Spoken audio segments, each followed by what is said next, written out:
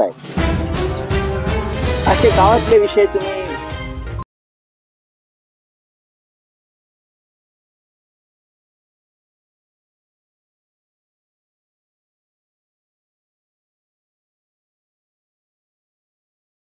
सगळे लोक सक्षम आहेत त्या संदर्भात लक्ष द्यायला. बोला. ठीक आहे, दुसरा काय विषय आहे का? बोले.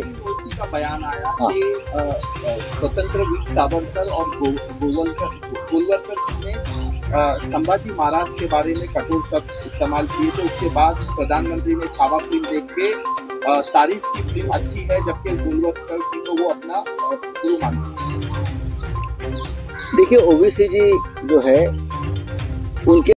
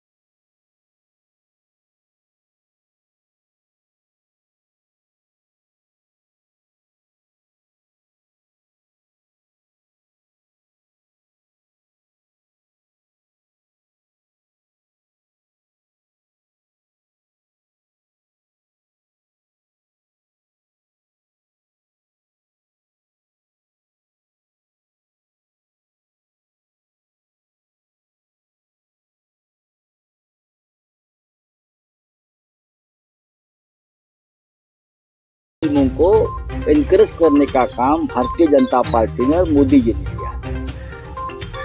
उससे कुछ फर्क तो नहीं पड़ता है. अब छावा फिल्म आई.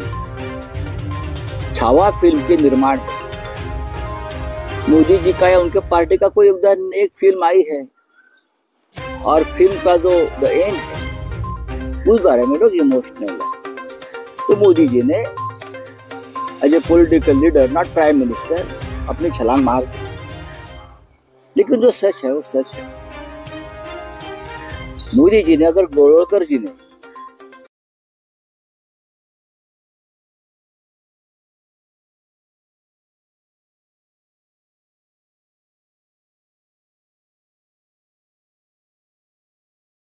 दिल्ली में एक फिल्म आई है छावा, तो बताइए गोलवलकर जी का सबसे पहले निषेध करना चाहिए. जो लिखा था गोलवलकर गुरुजी ने वो गलत था संभाजी महाराज के बारे में. ये ठोक कर बोलना चाहिए, क्योंकि संभाजी राजे हमारी दैवत है. राहुल साहब, आज एक मोटी बात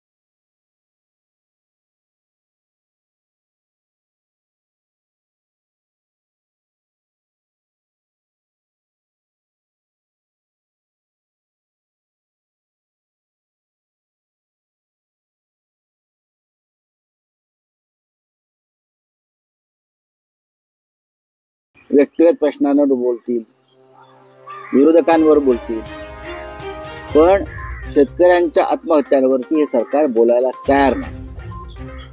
बुलढाण्यातल्या ज्या तरुण शेतकऱ्याला त्याला कृषी क्षेत्रातला पुरस्कार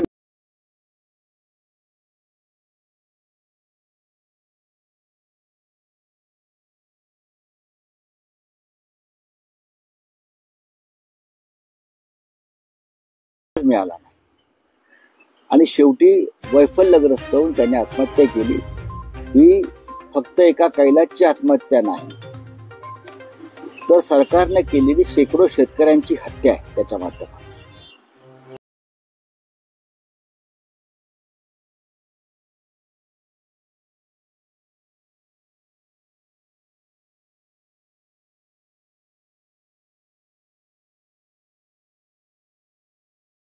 आपल्या राज्यामध्ये शेतकरी आत्महत्या करतात आणि मुख्यमंत्र्यांना पत्र लिहून आत्महत्या करतायत.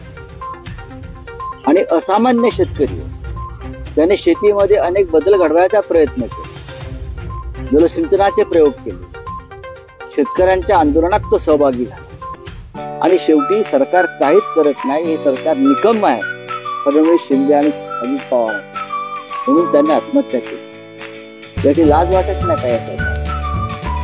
हा, हे सरकार ठोक्याच्या मागे लागलाय, बरोबर आहे हो पीएमच्या भाषेमध्ये. पण सरकार शेतकऱ्यांचे प्रश्न कधी सोडवणार? शेतकऱ्यांना दिलेली वचनं कधी पूर्ण करणार? आपलाच जाहीरनामा पुन्हा एकदा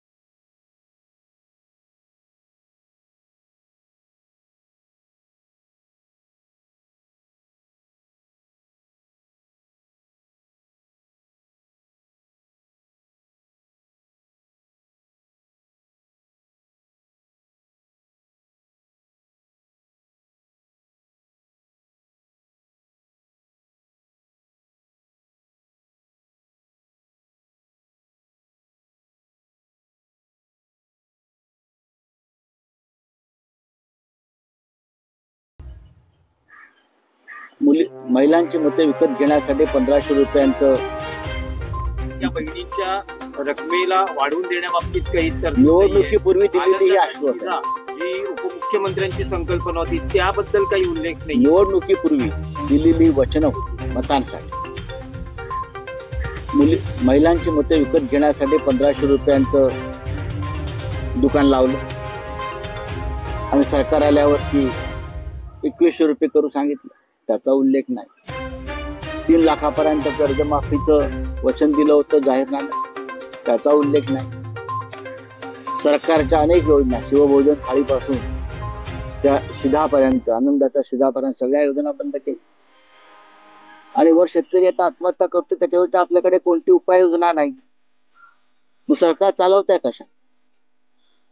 कशा करता सरकार चालवतं? राज्यामध्ये सर्वत्र अराजक आणि कायद्याच्या दृष्टीनं हाहाकार माजलेला आहे. कोणाचा पायपस कोणाच्या गळ्यात नाही. आणि काल संपूर्ण सरकार आणि मंत्रिमंडळ रंग उधळण्यात रंग होतं. घराघरामध्ये शेतकऱ्यांचा आक्रोश होता, आत्महत्या झालेल्या आहेत, आणि तुम्ही रंग फासता एकमेकांना. पण राऊत साहेब, विधानसभा निवडणुकीच्या भाषणात राज ठाकरेंनी म्हटलं होतं की लाडकी बहीण योजना ही जी आश्वासन आहे ती जर पूर्ण करू शकलं नाही सरकार, तर ती आपल्याला म्हणजे जी लाडकी बहीण योजना आहे ती लाच मानावी लागेल असं त्यांनी म्हटलं होतं. त्यांनी कशाला? आम्ही म्हटलं होतं. त्यांनी म्हटल्यावरच लाच असते का? तुम्ही आमची विधान भूमिका पहा ना, हे करप्शन होतं. आणि याच्या संदर्भात निवडणूक आयोगानं कायदेशीर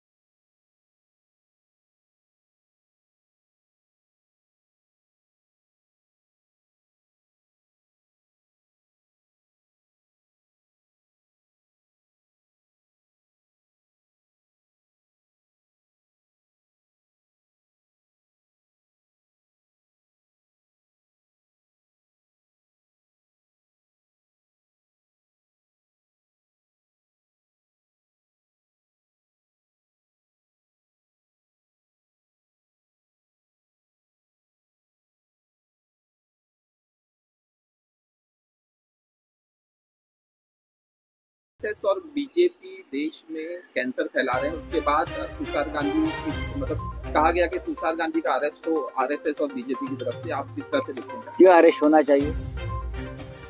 जहर फैला रहे हैं ना ये लोग, नहीं फैला रहे क्या? तुषार गांधी को क्यों अरेस्ट करना चाहिए? भारतीय जनता पार्टी और उनकी जो सिस्टर कंसर्न्स है, वो हमारे देश में, हमारे समाज में जिस तरह का जहर फैला रहे, देश तोड़ने की कोशिश हो, उसके लिए जिम्मेदार कौन है? ये देश कभी ऐसा नहीं था, कभी नहीं था। आपने देखा होगा तो तुषार गांधी जो महात्मा गांधी के पड़पोते हैं, तो गांधी जूनियर गांधी ने एक बात कही है तुषार जी ने, उसमें अरेस्ट नहीं। क्या इस देश में इमरजेंसी लगे है क्या? एक आदमी रखता है जो एक पढ़ा लिखा आदमी है, एक विचारधारा मानने वाला आदमी, वो अपनी बात रखता है तो उनको अरेस्ट कर लो। राऊत साहेब, नाना पटोलेंनी एकनाथ शिंदे आणि अजित पवारांना ऑफर दिली आहे, तुम्ही आमच्या बरोबर या, अधिक वर्षासाठी मुख्यमंत्री पद देऊ.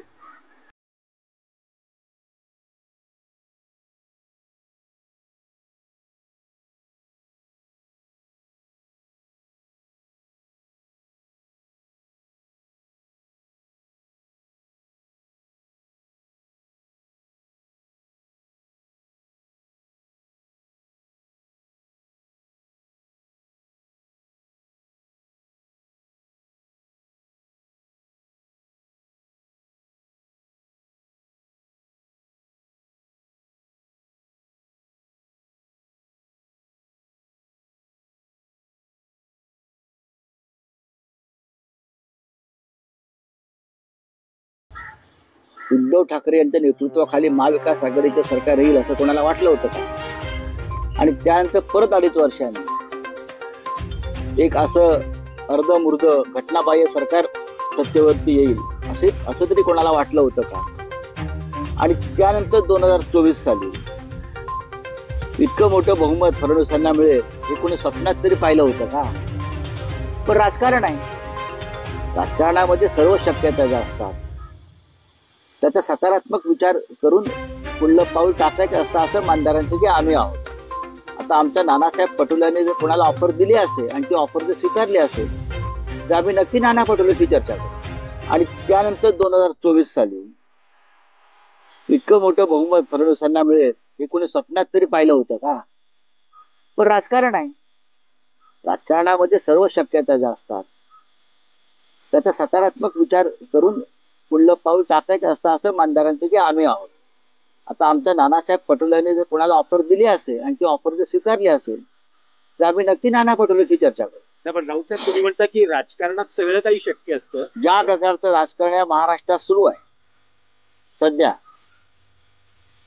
आणि ज्या घडामोडी आम्ही पडद्यामागे घडताना पाहतो आहोत, जे रुसवे फुगवे आदळआपट उघडपणे दिसते, नाना पटोलेंनी लवकर भांडे वाजवलं, त्यांनी थोडं थांबायला पाहिजे होतं. पण राऊत साहेब, तुम्ही म्हणजे शिवसेना युनिटी एकनाथ शिंदेना सोबत घेऊन काही होऊ शकतं, म्हणजे राजकारणात काही होऊ शकतं. तुमचा प्रश्न चुकीचा आहे.